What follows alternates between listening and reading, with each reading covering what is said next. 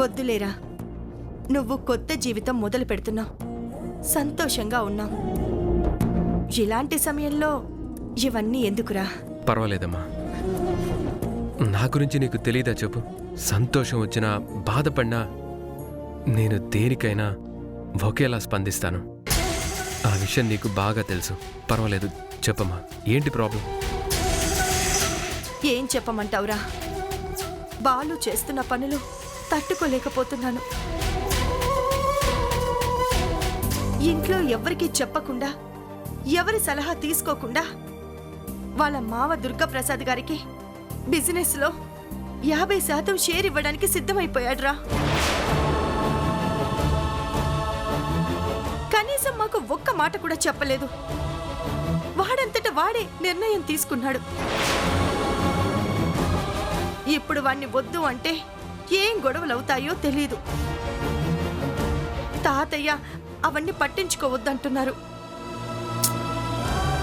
ఏం చేయాలో తెలియడం లేదురా. అమ్మా, తాతయ్య చెప్పింది 100% నిజం. ఇప్పుడు నువ్వు ఏమాత్రం అడ్డు చెప్పినా బాలు చాలా ఫీల్ అవుతాడు. వాడు ఫీల్ అవుతాడని చూస్తూ ఊరుకుంటే రేపు బిజినెస్లు ఏమవుతాయో అని నాకు చాలా భయంగా ఉందిరా. నువ్వుంటే కనీసం ఏదో రకంగా కాపాడేవాడివి. కానీ నువ్వు కూడా లేకుండా పోయావు. ఇప్పుడు వాడు ఆడిందే ఆట, పాడిందే పాట అవుతుంది. రేపు నష్టం వస్తే ఏం చేయాలరా? అమ్మా, నేను బయటికి వెళ్ళిపోయాను, ఏమి పట్టించుకోనని నువ్వెందుకు అనుకుంటున్నావు? నేను కంపెనీలో ఉండకపోయినా ఆఫీస్లో అన్ని విషయాలు నాకు తెలుస్తూనే ఉంటాయి. బాలు పక్కదారి పట్టకుండా, బిజినెస్కి నష్టం రాకుండా ఏమేమి ఏర్పాటు చేయాలో అన్నీ చేసే వచ్చాను. అదొక్కటే కాదమ్మా, ప్రతి క్షణం అక్కడ జరిగేవన్నీ నేను మానిటర్ చేస్తూనే ఉంటాను. మనం కష్టపడి నిర్మించుకున్న సామ్రాజ్యం, ఆ సామ్రాజ్యమే కూలిపోతుంటే నేను చూస్తూ ఊరుకుంటానమ్మా? ప్రాణాలు అడ్డు వేసైనా ఆపుతాను. నువ్వేమీ భయపడకు అమ్మా. మరి నేను బయలుదేరతాను. అదేంట్రా, దేవుడికి దండం పెట్టుకొని వెళ్ళు. నీకు దండం పెట్టాను కదమ్మా, అది చాలు. నా తరపున కూడా నువ్వు సీత దేవుడికి దండం పెట్టుకోండి. నేను డ్యూటీ ఎక్కేస్తానమ్మా, వస్తాను. సరే నాన్న.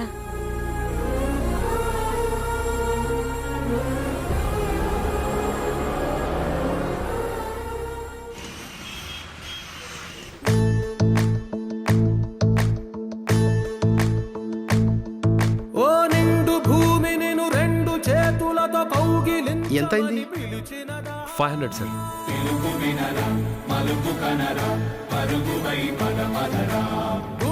ఇదిగో. Thank you sir. It's okay.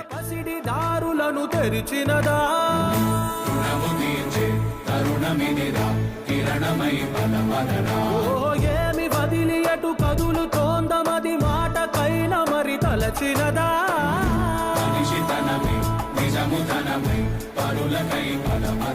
Driving చాలా బాగుంది. Thank you sir. చిరునవ్వె నీకు తొలి గెలుపు కదా. Okay okay sir.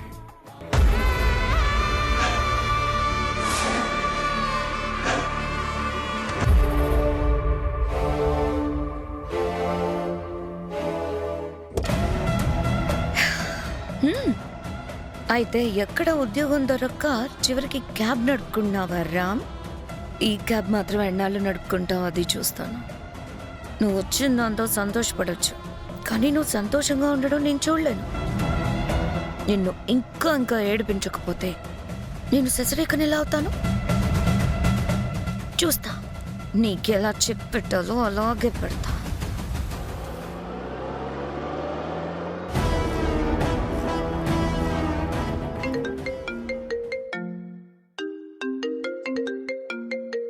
వీడెందుకు చేస్తున్నాడు? హలో, నమస్తే మేడం, నేను శేఖర్ని మాట్లాడుతున్నాను. తెలుసు. నాకెందుకు ఫోన్ చేసావు? మీతో పని పడింది మేడం. వాట్? నాతో నీకేం పని? అదేంటి మేడం అంత మాట అనేశారు? ఒకప్పుడు నా అవసరం మీకొచ్చింది, నేను మీకు ఉపయోగపడ్డాను. అలాగే ఈరోజు మీ అవసరం నాకొచ్చింది. ఒక్కసారి మిమ్మల్ని కలవాలి మేడం. చూడు, నేను చాలా బిజీ. మీరు బిజీ అని నాకు తెలుసు మేడం.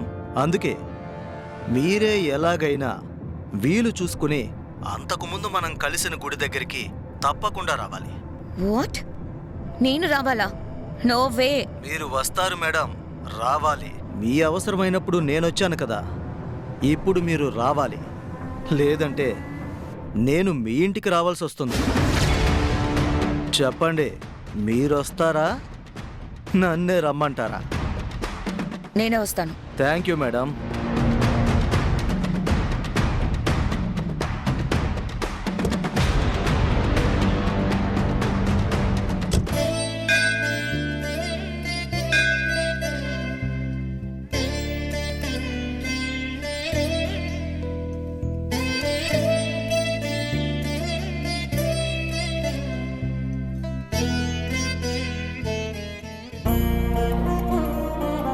భగవంతుడా, కనీసం మా ఆయనకి ఈ ఉద్యోగమైనా ఉండేలా చూడు తండ్రి.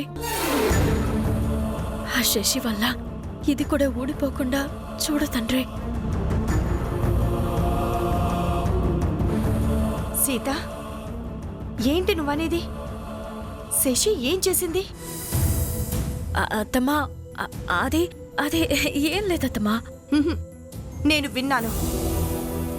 దయచేసి మాట దాటాయలని చూడకు. ఏం జరిగిందో చెప్పు. ఇంతకు ముందు ఈయనకి ఉద్యోగం వచ్చింది కదా, అది శశి వల్లే పోయిందత్తమ్మా. మీకు జాబ్ ఇవ్వలేకపోతున్నాం రామ్ గారు. సీత, జాబ్ పోయింది సీత. ఉద్యోగంలో మీరింకా చేరనలేదు, అప్పుడే ఎలా పోయింది? దానికి కారణం నేనే. నువ్వు చెప్పేది నిజమా సీత? అవునత్తమ్మా, నెలకు 75,000 జీతం కూడా వస్తుందన్నారు. కానీ శశి చెప్పిందని ఉద్యోగం నుంచి తీసేశారు. మరి ఈ విషయం నాతో ఎందుకు చెప్పలేదు సీత? మీ అబ్బాయే చెప్పొద్దు అన్నారు. నాకు అప్పుడే అనుమానం వచ్చిందమ్మా. లేదంటే రాముకి ఉద్యోగం ఇవ్వలేదు అంటే వాళ్ళంత దురదృష్టవంతులు ఎవరుంటారు? అయినా శశికి రామ్ని ఉద్యోగంలోంచి తీయించాల్సిన అవసరం ఏముంది? హ, ఎందుకు ఇలా చేస్తోంది? ఏమో అత్తమ్మా, నాకు తెలీదు.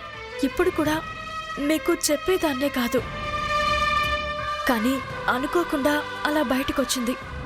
ఈ క్యాబ్ కూడా ఎక్కడ రాకుండా చేస్తుందోనని నాకు చాలా భయం వేస్తుంది.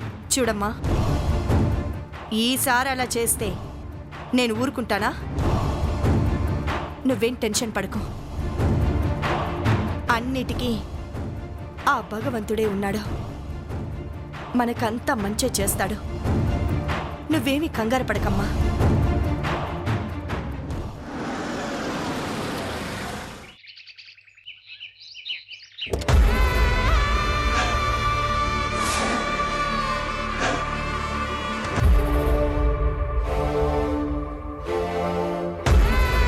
రండి మేడం, రండి. ఏంటి? ఎందుకు రమ్మన్నావు? నేనెంత బిజీగా ఉన్నానో తెలుసా? మీ గురించి నాకు తెలీదా మేడం? ఇంటికి ఎందుకు రమ్మన్నావు? డైరెక్ట్గా పాయింట్కి రా. నాకు డబ్బులు కావాలి మేడం. వాట్? డబ్బులా? ఎందుకు? ఎందుకేంటి మేడం, నా చేత చాలా పెద్ద పని చేయించుకున్నారు కదా, అవసరానికి డబ్బులు ఇవ్వరా? చూడు, నీతో మాట్లాడిన డబ్బులు అప్పుడే ఇచ్చేశాను కదా, మళ్ళీ ఏంటి? కానీ ఇప్పుడు మళ్ళీ అవసరమైంది మేడం. పిచ్చి పిచ్చిగా ఉందా నీకు? డబ్బులు లేవు, ఏం లేవు, వెళ్ళ. మేడం, నేను చేసింది మామూలు పని కాదు. ఆ పనికి మీరిచ్చింది అసలు అమౌంటే కాదు. బ్లాక్మెయిల్ చేస్తున్నావా నన్ను? నీ వెధవ తెలివితేటలు నా దగ్గర చూపించుకో. ఒక్క రూపాయి కూడా ఇవ్వను. ఏం చేస్తావో చేసుకోపా. ఒక్క నిమిషం మేడం, ఒక్కసారి అటువైపు చూడండి మేడం.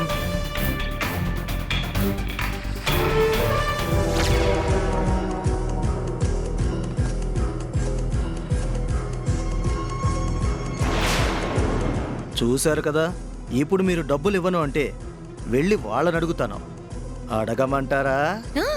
వెళ్ళి అడుగు. చెప్పు తీసుకొని తంతారు. తన్నిన తర్వాత ఆ రోజు ఏం జరిగిందో చెప్తాను. నిజం చెప్పినందుకు ఒక అమౌంట్, నింద లేకుండా చేసినందుకు ఇంకో అమౌంట్, అసలు కారణం ఎవరో చెప్పినందుకు 3 అమౌంట్ ఇస్తారు. మీతో వర్కౌట్ కాదులే, వెళ్ళి వాళ్ళనే అడుగుతాను. ఏ ఏ శేఖర్, ఏ శేఖర్ ఆగు. శేఖర్. అలాగే అత్తమ్మా. శతమానం భవతి శతాయు పురుష శతేంద్రియాయుష్యేవేంద్రియే ప్రతిష్టతి. మనోవాంఛా ఫలసిద్ధిరస్తో ఆయురారోగ్య ఐశ్వర్యాభివృద్ధిరస్తో. ఏ శేఖర్, ఏ శేఖర్ ఆగు ఆగు. ఏంటి మేడం, భయం వేసిందా? చూడు శేఖర్, ఇది కరెక్ట్ కాదు. చాలా అన్యాయంగా బిహేవ్ చేస్తున్నావు. మేడం, అన్యాయం గురించి మీరు నేను అస్సలు మాట్లాడుకోకూడదు. ఎందుకంటే మనమిద్దరం ఒకలాంటి వాళ్ళమే కదా. ఒకరి అవసరం ఇంకొకరికి ఎప్పుడు ఉంటుంది మేడం. సరే సరే, ఎంత కావాలో చెప్పు. కానీ చెప్తున్నాను, ఇదే ఆఖరిసారి. ఇంకోసారి నేను ఇవ్వను. ఎందుకు నవ్వుతున్నావు? మీరు అలా అంటుంటే నాకు నవ్వొస్తుంది మేడం. అవసరం అనేది ఎప్పుడూ మనతో పాటు వస్తూనే ఉంటుంది. దాన్ని ఈ ఒక్కసారికే అంటున్నారు కదా, అందుకు నవ్వొచ్చింది. అంటే నన్ను ఇలాగే బ్లాక్మెయిల్ చేస్తూ ఉంటావా? అది నా చేతుల్లో లేదు మేడం, మీ అదృష్టం మీద ఆధారపడి ఉంటుంది. ముందైతే 1 లక్ష రూపాయలు కొట్టండి. వాట్? 1,00,000? ఇప్పుడైతే 1,00,000. మీరు ఇంకా దాన్ని సాగదీశారంటే నా అవసరం పెరుగుతుంది. సరే, రేపు పంపిస్తాను. ఇవాళ రేపు ఎల్లుండి ఇలాంటి మాటలు అనకూడదండి. PhonePe, Google pay, online banking ఇలా చాలా కనిపెట్టారు మేడం. ఆన్ ది స్పాట్ లక్షలు ట్రాన్స్ఫర్ చేయొచ్చు. ఫోన్ చేతిలోనే ఉంది కదా, కానివ్వండి.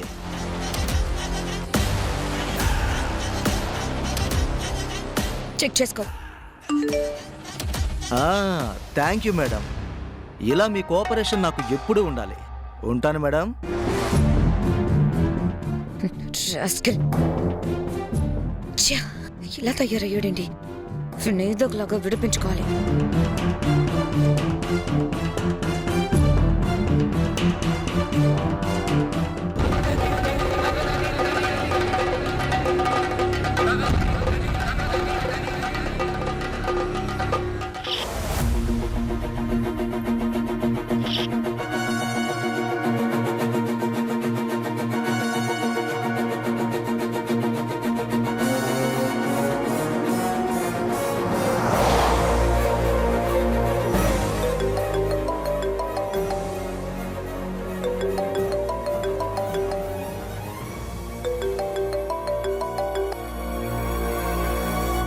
హలో శశి. బాలు, నీకు ఒక ఫోటో పంపించాను, చూడు.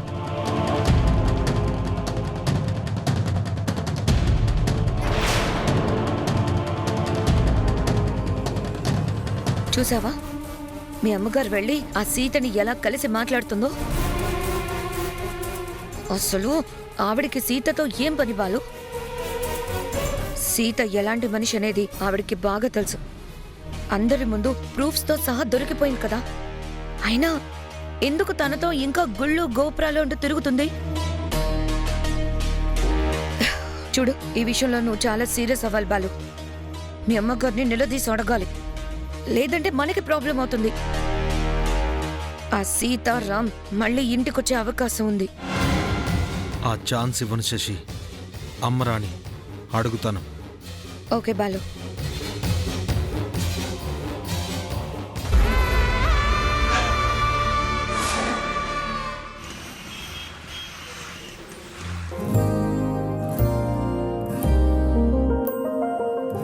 నువ్వు ఇక్కడున్నావా?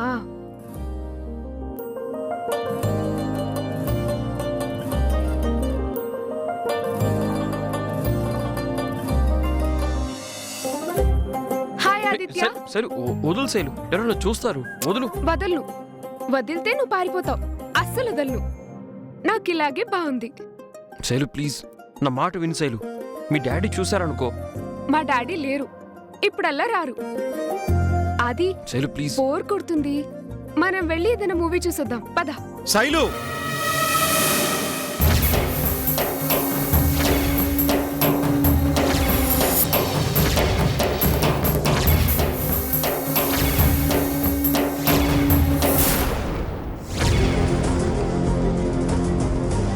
చెప్తుంటే వినిపించుకోలేదు. ఇప్పుడు చూడు ఏమైందో.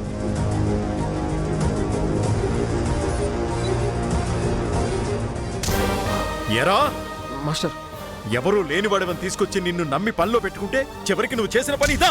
మాస్టర్ అది కాదు మాస్టర్, ఒకసారి నేను చెప్పేది వినండి. ఏంట్రా నువ్వు చెప్పేది నేను వినేది? నిన్నెంత నమ్మాన్రా, కానీ నువ్వు నన్ను చివరికి ఎంత మోసం చేశావురా? డాడీ ఇందులో ఆదిత్య తప్పేం లేదు. అసలు మేమిద్దరం నువ్వు నోర్మోయ్. తల్లి లేని పిల్లవని నిన్ను గారాబం చేశాను. చివరికి నా ప్రేమని నువ్వు ఇంత ఎగతాళి చేస్తావనుకోలేదు. అయినా తప్పు నీది కాదు, నాది. ఇలాంటి వాణ్ణి నమ్మి తెచ్చి ఇంట్లో పెట్టుకున్నందుకు చాలా గొప్ప గుణపాఠం చెప్పాడు. మాస్టర్ ఒకసారి నేను చెప్పేది మీరు వినండి మాస్టర్. ఏంట్రా నువ్వు చెప్పేది నేను వినేది?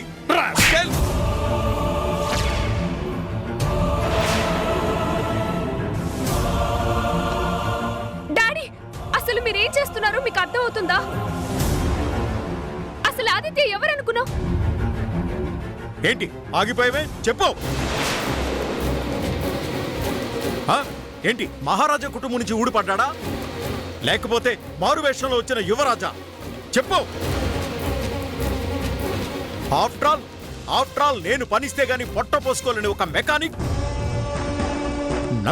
నన్నంటావా? రేయ్, నువ్వు నా కళ్ళ ముందు నిలబడడానికి వీల్లేదు. పోరా. నువ్వుంటే నాకు నమ్మకం అనే పదం మీద నమ్మకం పోతుందిరా. వెళ్ళరా. అలాగే మాస్టర్, వెళ్ళిపోతాను. పోరా. ఆదిత్య ఆగాదిత్య వెళ్ళొద్దు. శైలు. డాడీ తొందరపడకండి. అసలు ఇందులో ఆదిత్య తప్పేం లేదు. నేను ఆదిత్యని ఇష్టపడ్డాను. మీరు అనవసరంగా తనని అపార్థం చేసుకుంటున్నారు. అసలు నేను చెప్పేది వినండి. విన్నాను. ఇప్పటికి జరిగింది చాలు. రేయ్, ఇంకా చూస్తావిట్రా. పోరా. పో.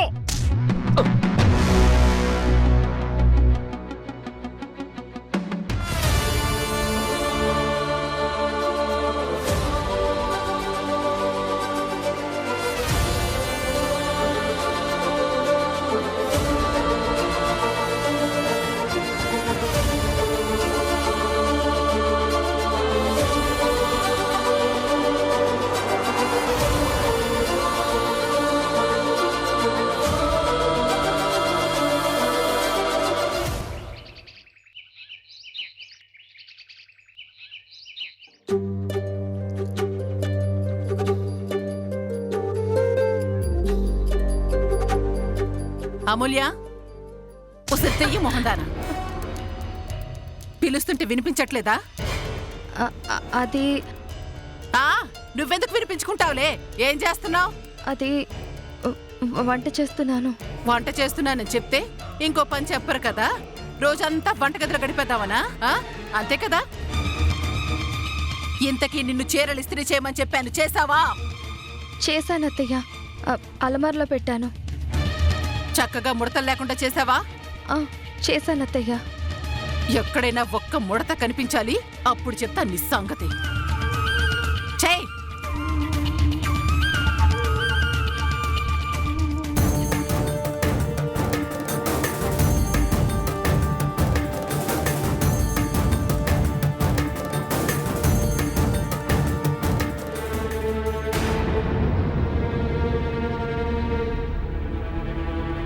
అమ్మో నా చీర. ఒసే రాక్షసి, నిన్ను. ఒసే అమూల్య, ఇట్రా. రావే. ఏమైంది అత్తయ్య? ఏమైందా? ఏంటి ఇది? ఇస్త్రీ చేయమంటే మొత్తం తగలెట్టేస్తావా? చూడు.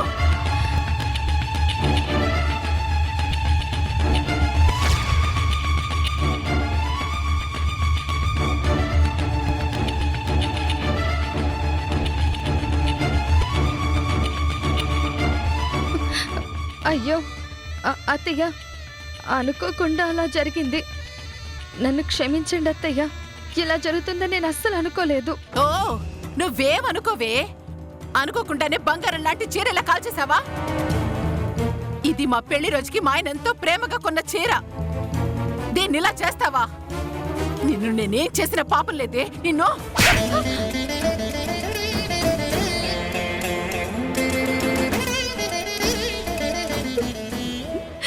అత్తయ్య, తప్పైపోయింది. నేను కావాలని చేయలేదు, పొరపాటున జరిగిపోయింది. కావాలంటే ఇలాంటి చీర కొత్తది కొంటాను. కొంటావే? ఎందుకు కొనవు? ఎందుకంటే మీ అమ్మ బాబు డబ్బున్న వాళ్ళు కదా, అది నీ పొగరు. కానీ ఇది నా పెళ్లి రోజుకి నా మొగుడు కొన్న చీరే. నువ్వెన్ని చీరలు తెచ్చినా దీంతో సమానం అవుతుందా? నీకు బాగా కొవ్వెక్కి ఇలాంటి పనులు చేస్తున్నావు. నీ కొవ్వు తగ్గిస్తాను చూడు. రే గోరా, గోరా! అమ్మగారు, దీన్ని తీసుకెళ్లిపోయి ఊరవతలు వదిలేసిరా. అలాగేనమ్మా. అత్తయ్య, తప్పైపోయింది. ఈ ఒక్కసారికి క్షమించండి అత్తయ్య. ఈ ఒక్కసారికి నిన్ను వదిలేస్తే మొత్తం అంతా తగలబెట్టేస్తావే. నిన్ను ఊరికే వదిలిపెట్టను. చూస్తారేంట్రా?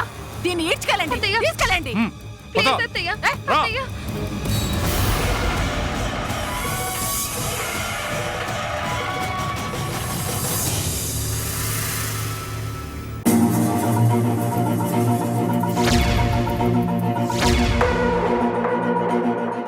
ఆగో!